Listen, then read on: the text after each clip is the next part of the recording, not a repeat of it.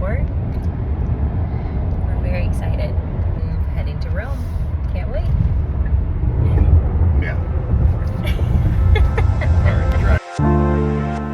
Hey guys, welcome back to World Joe Traveled. Today we're walking through Rome. We will arrive there and start exploring the city. I can tell you, if you cannot figure out a place to go to in Europe and you want to start traveling, start with Rome. It's amazing. It has everything, food, culture, music, history, really everything you can think of is in this city. So I hope you enjoy our adventure today.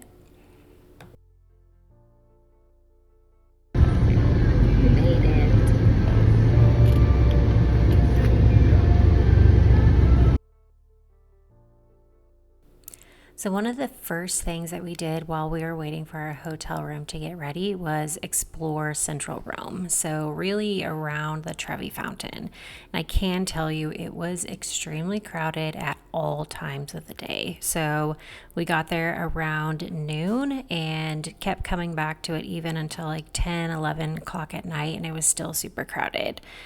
That being said, we also got there before it was shut down. So right now, a lot of the major monuments in Rome are closed and they are refreshing them for the centennial, which happens every 25 years in Rome. They'll close down the major monuments, do renovations, and then reopen them back up. Fortunately, we got there a couple weeks before the Trevi Fountain closed, and so we were able to throw coins in it. We were able to see the Lover's Fountain and really just walk around it. It is really cool, even though there is hundreds of people standing in front of it. Highly recommend going and seeing it.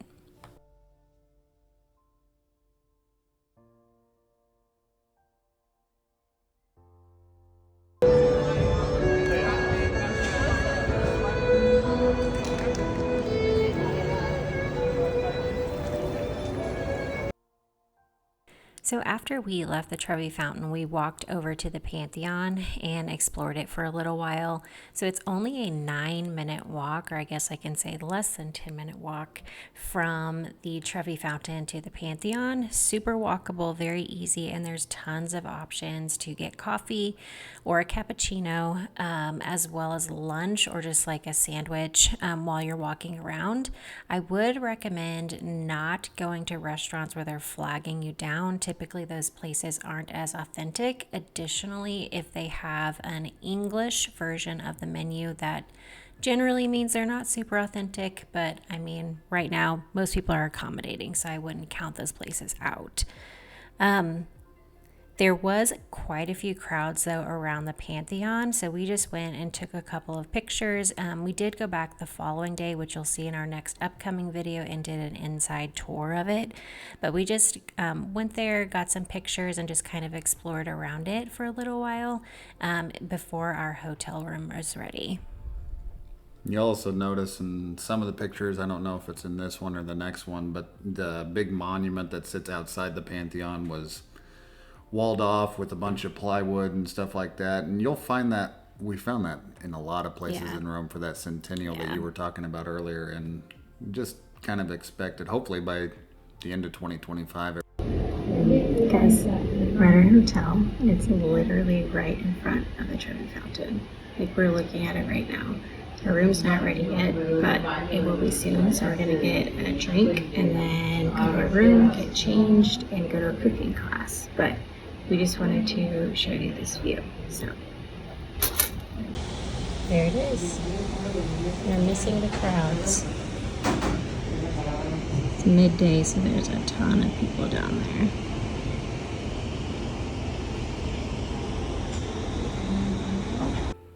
This bar is located in Hotel Fantana, where we were staying, and it's directly across from the Trevi Fountain.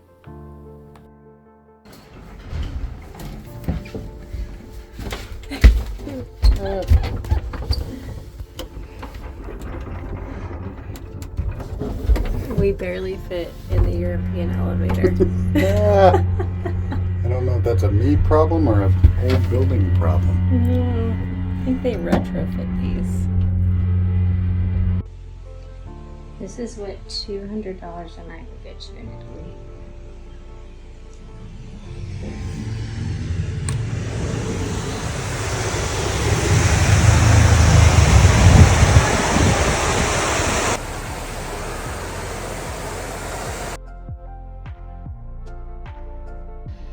All right, guys, we have changed and now we are going to a cooking class.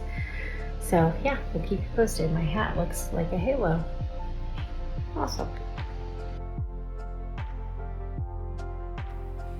Guys, whenever you go to Italy, I cannot recommend a cooking class enough. They are the most authentic experience that you can have there. The chefs are very accommodating, very kind. They teach you exactly what to do. They also will give you the recipes after the fact, so you can go home and remake these pasta dishes or pizza or whatever you opt to do. So this particular cooking class that we did, and we will drop a link to it below in the comments.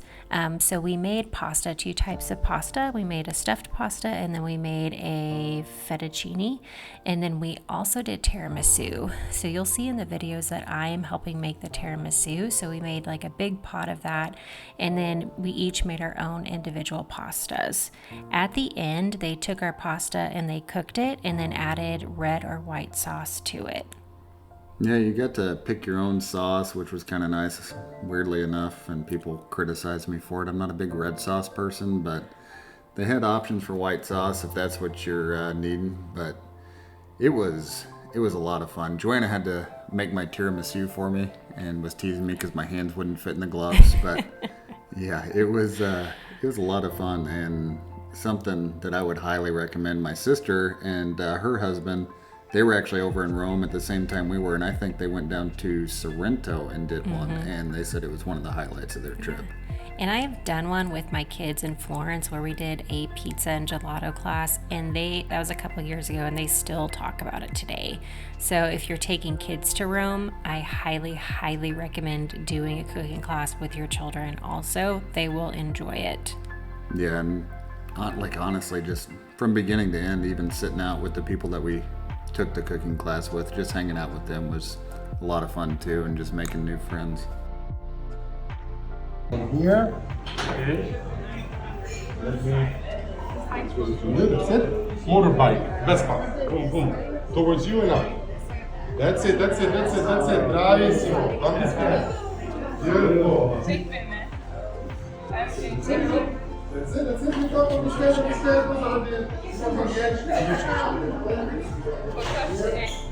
Here we go. It's over here. Fan, air conditioning, air. It's all like stuff.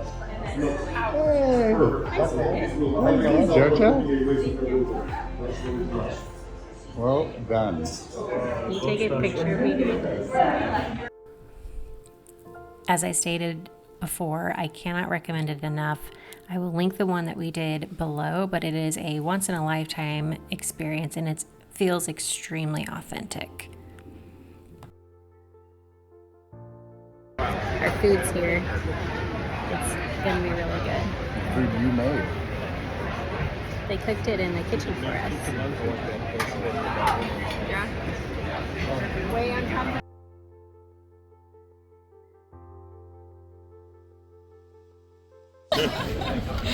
that is a true mathematician. Yeah, just want to check.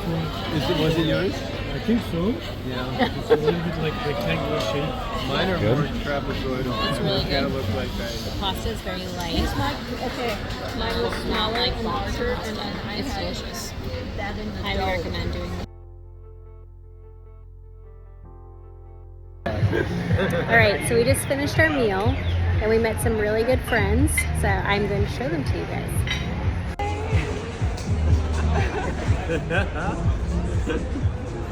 Yes, we had a lovely meal.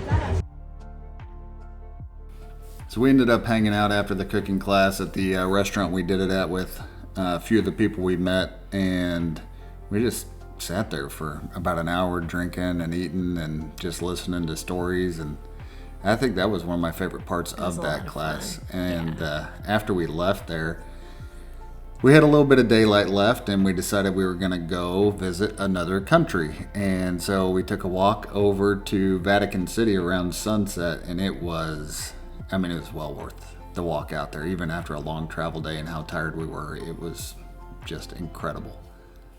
Yeah, so I cannot recommend going to Vatican City enough. It is like Evan said, another country. It's also really the center, the heart of the Catholic faith. Additionally, there's just a lot to do and see there. The time that we went, or that time during the day, we weren't able to go inside. So the basilica was actually closed. So you can go and get tickets ahead of time to go inside. We opted not to do this just due to time constraints. Also, the Sistine Chapel is there as well. So you can I would recommend if you're going there to get skip the line tickets to go inside.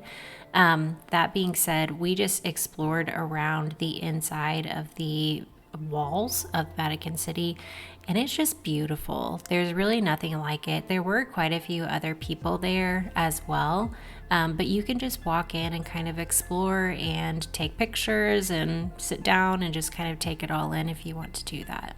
Yeah, it was probably some of my favorite pictures of the whole trip, with the architecture and the sun going down. And if you only have a little bit of time to go over there, you don't have time to go into St. Peter's or the Sistine Chapel or go see all the many things that place has to offer. I mean, just going outside and wandering around in the courtyard and looking at just the old Roman architecture and the pillars, and it's just dramatic. It's beautiful. It is something worth putting on your list for sure. And we absolutely loved it. I mean, how long were we there? Like an hour and a half, 2 hours? Yeah, watch the sun go down. And it's an easy walk too. Like if you're staying centrally located like we were, it's a really easy walk back there. We actually ended up renting a scooter and riding around Rome, which was a lot of fun as well. Yeah, Joanna wrapped around the back of me, screaming in my ears. Gigantic city buses are a foot off our left side. Yeah, it's a little scary.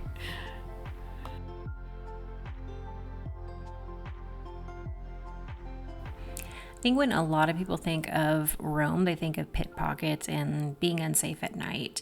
We didn't feel unsafe at all. I do travel quite a bit and have been to a lot of major cities, and Rome felt fine. Like it felt like I was in the US, like I was at home. I didn't feel unsafe at all.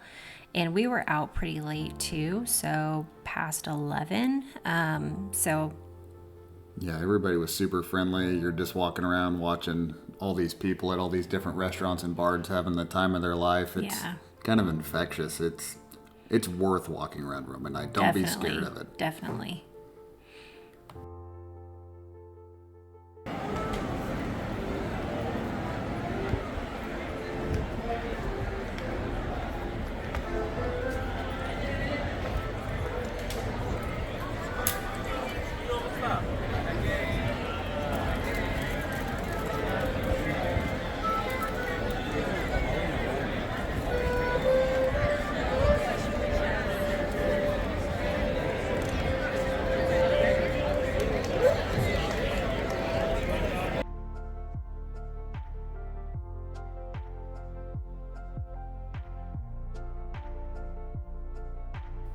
So this is our first video in our honeymoon series. So we're going to show you in the rest of the series the southern Italy, Puglia, Positano, as well as Portugal and Madeira, and then Iceland. So we've got quite a bit coming up for you guys. I hope you enjoy it. As always, please like, subscribe, share, and save. It helps us out here quite a bit, and we appreciate you guys.